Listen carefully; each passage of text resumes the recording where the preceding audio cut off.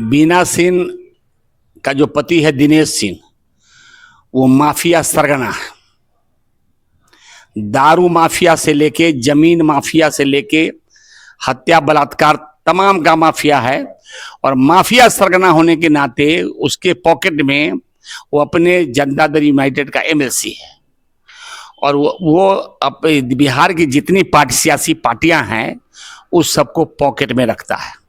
वो किसी पार्टी का वर्कर नहीं हो सकता। लोक जनशक्ति पार्टी में तो उपेक्षित रहे हैं, मैं राष्ट्रीय महासचिव बना दिया गया, लेकिन हमको जो कोई भी मंच पर है भाषण देने में रोकता था, अपमानित करता था, अब मेरा नाम तक नहीं लेता था सभा में।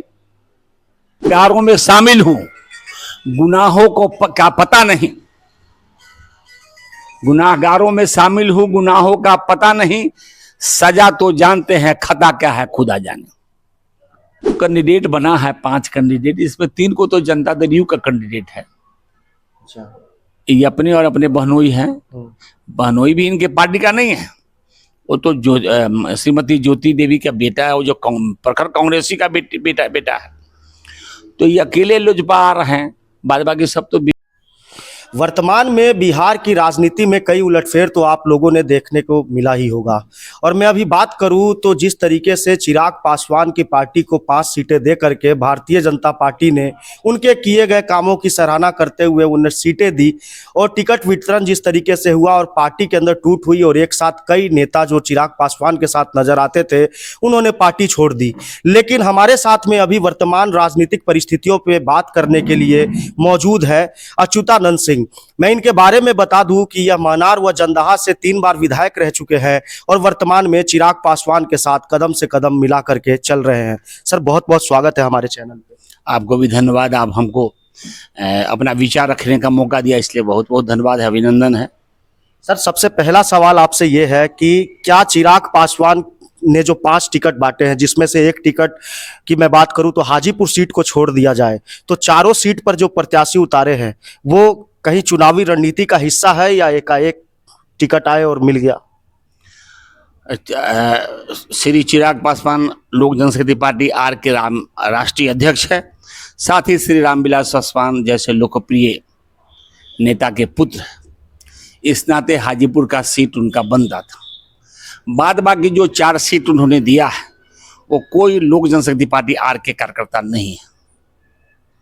लोक जनशक्ति पार्टी रामविलास के कार्यकर्ता आप नहीं मानते हैं? अरुण भारती उनके बहनोई है, इसके अलावा राजेश वर्मा जिन्हें खगड़िया से उतारा गया है वो पहले भागलपुर के प्रत्याशी रह चुके हैं। अगर समस्तीपुर की मैं बात करूं तो शांभवी चौधरी एक बड़े राजनेता की पुत्री है। वहीं वैशाली से आप ही की पार्टी की सांसद बीना सिंह थी। बीना सिंह का जो पति है दिनेश सिंह, वो माफिया सरगना है। दारू माफिया से लेके जमीन माफिया से लेके हत्या बलात्कार तमाम का माफिया है। और माफिया सरगना होने के नाते उसके पॉकेट में वो अपने जनता दल यूनाइटेड का एमएलसी है। और वो बिहार की जितनी सियासी पार्टियां हैं उस सबको पॉकेट में रखता है। वो किसी पार्टी का वर्कर नहीं हो सकता। अभी हाल फिलहाल में हम वैशाली लोकसभा क्षेत्र में गए थे, जिस समय साहेबगंज में चिराग पासवान का आना हुआ था। हमने पब्लिक ओपिनियन लिया और उस ओपिनियन में ये पता लगा कि वीणा देवी के काम से संतुष्ट नहीं थी वैशाली लोकसभा की जनता। इन सब बातों को भी नज़रअंदाज करते हुए चिराग पासवान ने उन्हें टिकट दिया। इसके पीछे का कारण जान सकते हैं हम? इनके पीछे का कारण तो आप पत्रकार, खोजी पत्रकार हैं, आप जानिएगा और चिराग पासवान जानेंगे। लेकिन आम जनता में जो उनके पार्टी के कार्यकर्ताओं ने जो आरोप लगाया है, वो आरोप लगाया है, उन पर गंभीर आरोप लगाया है। और वो आरोप हम अपने मुंह से कहने की स्थिति में नहीं है, सारा जनता अनुभव कर रहा है। सर, अभी थोड़े दिन पहले बात करूं तो आप ही के पार्टी के रविंदर सिंह जो संगठन मंत्री हुआ करते थे, प्रदेश विस्तार प्रमुख अजय कुशवाहा, पूर्व विधायक, कई ऐसे नाम थे, रेणु कुशवाहा जो पूर्व मंत्री रह चुकी थी, उन्होंने प्रेस कॉन्फ्रेंस करके ये सीधा आरोप लगाया कि टिकट को बेचा गया है और पैसे लेकर के टिकट दिया गया है। इस बात में कितनी सच्चाई है? रविंदर सिंह को उन्होंने संगठन मंत्री बनाया था और संगठन मंत्री के नाते उस संगठन के विषय में ज़्यादा जानता था। और यदि उसने इस प्रकार का आरोप लगाया है या 22 नेताओं ने इस प्रकार का, रेणु कुशवाहा या सतीश बाबू इस प्रकार उसमें जो दल छोड़ने वाले में है वो रेणु कुशवाहा और सतीश बाबू माने रीढ़ वाला नेता है। बाद बाकी जो राष्ट्रीय अध्यक्ष हमारे हैं वो बिना रीढ़ विहीन लोगों का घेराबंदी चारों तरफ से किए हुए इसी रीढ़ विहीन लोगों में है। इन सब लोगों ने आरोप लगाया है, तो उसकी जांच होना चाहिए, और यदि इस प्रकार की बात है तो दुर्भाग्यपूर्ण है। लोक जनशक्ति पार्टी रामविलास, एक रामविलास पासवान की लोक जनशक्ति पार्टी हुआ करती थी, एक पासवान की लोक जनशक्ति पार्टी है। दोनों के साथ आपने काम किया है, दोनों में कितना अंतर है? कोई तुलना नहीं है, कोई दोनों में कोई तुलना नहीं है। रामविलास पासवान जी का समाजवादी सोच था, उस प्रकार से लोगों से, और अभी तो समाजवादी सोच किसी पार्टी का है ही नहीं है, कोई संविधान और संविधान के विषय में सोचता ही नहीं। डॉक्टर अच्युतानंद सिंह एक समाजवादी विचारधारा जेपी आंदोलन से लेकर के लगातार आप सक्रिय हैं, लेकिन अपने आप को लोक जनशक्ति पार्टी में आप कहाँ देखते हैं? मैं लोक जनशक्ति पार्टी में 27 फरवरी 2022 को शामिल हुआ, और उसी दिन से हम उनका जो चंगू मंगू है वो सब हमको बराबर अपमानित करते रहा। सर, चंगू मंगू का नाम?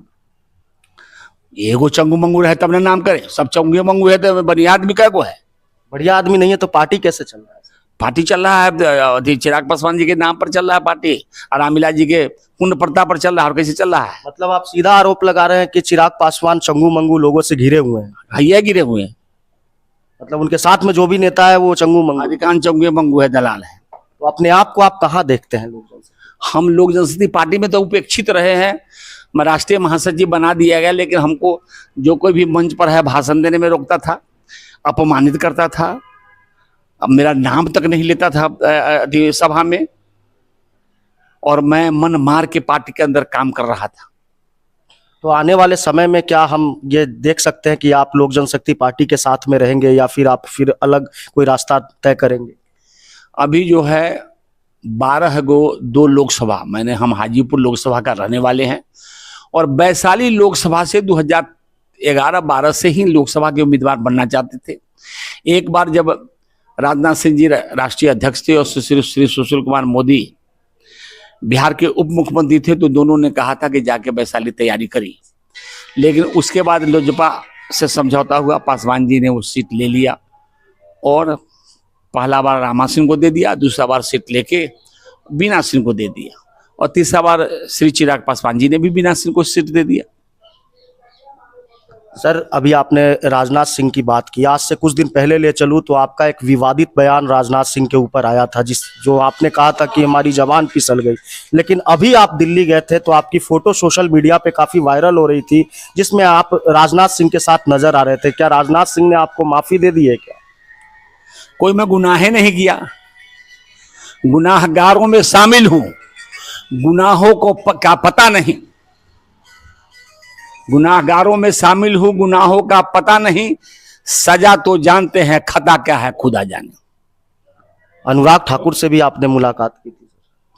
भाई, सब लोगों से व्यक्तिगत संबंध है, और उस संबंध के आधार पर जब संकट आता है तो लगा कि अमुक अमुक आदमी राष्ट्रीय अध्यक्ष चिराग पासवान जी के कहेंगे तो बात मानेंगे, इसलिए उन लोगों के यहाँ लोग हमको ले गया। मैं अपने नहीं गया, लोग जबरदस्ती ले गया, और उन सब लोगों ने फोन उनको किया। फोन करने के बाद में तो कहा कि ना, हमको कोई फोन न किया। तो टिकट आप मांगने गए थे चिराग पासवान जी ने, तो आपको आश्वासन दिया होगा या कुछ कहा होगा उन्होंने? ना, उन्होंने कहा कि आपके नाम पर सहमति नहीं बनता है, कार्यकर्ताओं का सहमति नहीं है।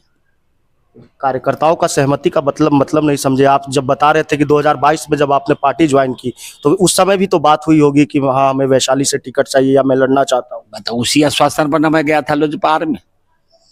तो अभी अगर देखा जाए तो हाजीपुर लोकसभा की मैं बात करूं, जहां के आप निवासी हैं, क्या लगता है इस बार चिराग पासवान कितने वोटों से जीतेंगे? देखिए, हम सब लोग तो मंच पर बराबर कहे कि श्री चिराग पासवान जो है, किसी को गठबंधन करने की जरूरत नहीं है, अकेले भारी वोट से यहाँ जीतेंगे। लेकिन वर्तमान स्थिति में हम दिल्ली से आए हैं, और लोगों से महापंचायत का लोग सुझाव दे रहा है, तो जो 12 विधानसभा क्षेत्र है वैशाली और हाजीपुर लोकसभा में, 12 विधानसभा में महापंचायत बुलाएंगे और महापंचायत का जो निर्णय होगा उसी निर्णय के साथ हम आगे बढ़ेंगे। मतलब अधर में लटके हुए, अभी आपने डिसीजन नहीं लिया? नहीं, अभी कोई डिसीजन नहीं लिया है। हम जनता के बीच है, जनता के वोट के आधार पर ही, क्योंकि हम राजनीति कर रहे हैं, हम ना जूता पालिश कर रहे हैं ना मंदिर में घड़ी घंटे डुला रहे हैं। सर, आपका अंदाज, आप कवि भी है, उसके अलावा आप वक्ता भी इतने शानदार है।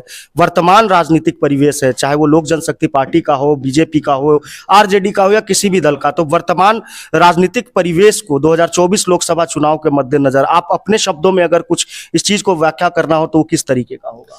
देखिए, इस देश के अंदर जिस आधार पर देश में 1857 के प्रथम स्वतंत्रता आंदोलन हुआ और 1942 के क्रांति के बाद मोहनदास करमचंद गांधी के नेतृत्व में भारत आजाद हुआ और बाबा साहब भीमराव अंबेडकर के नेतृत्व में जो संविधान सभा बैठा, संविधान का जो कमिटमेंट है, आर्थिक सामाजिक न्याय, धर्म और अभिव्यक्ति की स्वतंत्रता के साथ व्यक्ति का गरिमा, राष्ट्र की एकता सुनिश्चित करने के लिए 26 नवंबर 1949 को हम इसे आत्मार्पित करते हैं, नियमित करते हैं।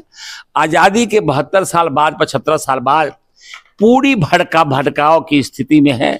अब जात धर्म संप्रदाय के आधार पर सारा पार्टियां अपना अपना खेल कर रहा है। जात धर्म संप्रदाय का समीकरण बन रहा है।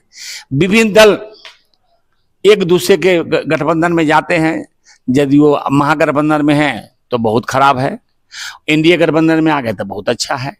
तो इस प्रकार का जो चरित्र का स्खलन हो रहा है, ये बड़ा दुर्भाग्यपूर्ण है भारत के भावी राजनीति के लिए और लोकतंत्र के लिए खतरा है।